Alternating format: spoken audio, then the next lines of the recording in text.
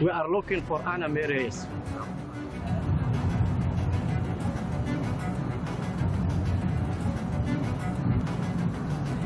Ana Reyes? Please come with us. Why? I did not do anything. I don't want to go. Maybe, huwag mo hayaan na kunin nila ako, please. No, ma'am, officer, please. I don't like to go. Ma'am, Mili, tulungan mo ako, please. No! Stop! No, I don't want to go! No!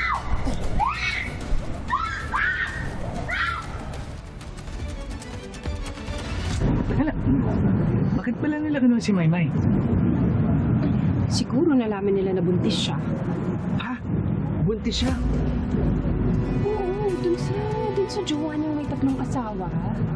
Eh, siya naman kasi, alam naman niyang bawal makipag-sex dito sa hindi mo asawa, pero ayan, tinuloy pa rin niya ang paglalandi niya.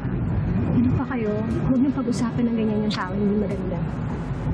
Bakit nagsasabi lang naman ako ng totoo ah?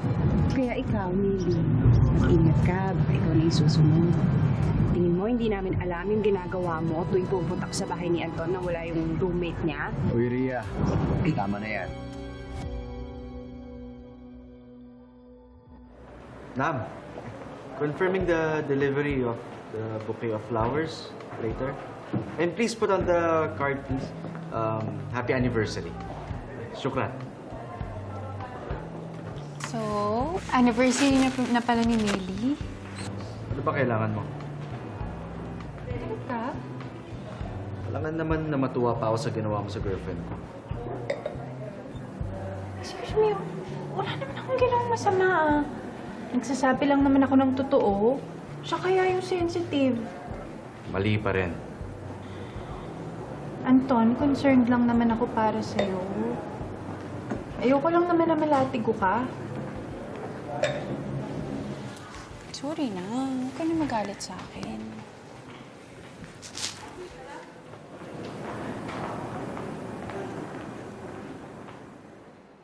Shukran.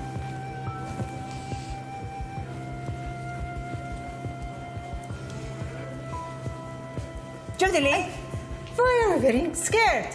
It's too short. Sorry, madam. My pants is still on the laundry.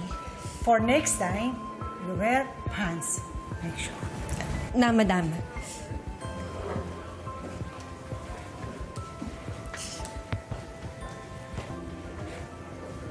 Grabe si madam na.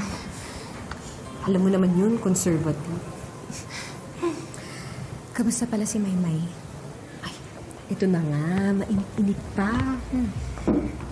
Ako, nakakulong pa din daw. Humingi nga ng tulong sa embassy. Hala, kawawa naman siya. Oo, tapos si Amid, nalatigo.